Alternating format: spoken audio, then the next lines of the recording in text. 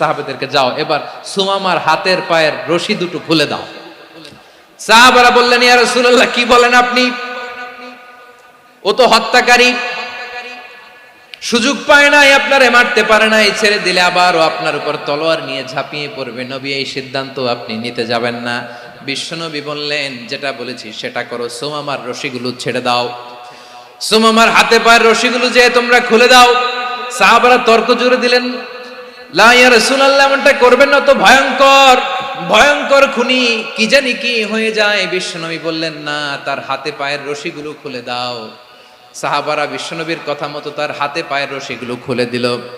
সুমামা মুহূর্তের মধ্যে মসজিদে নববী থেকে বের হয়ে ইয়ামামায় ফিরে না যে মসজিদে নববীর পাশে একটা খেজুর বাগান ছিল, সেখানে চলে গেলেন।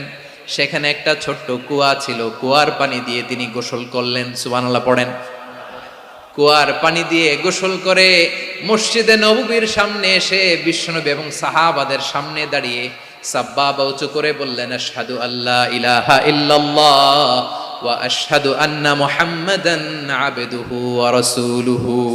আল্লাহু আকবার।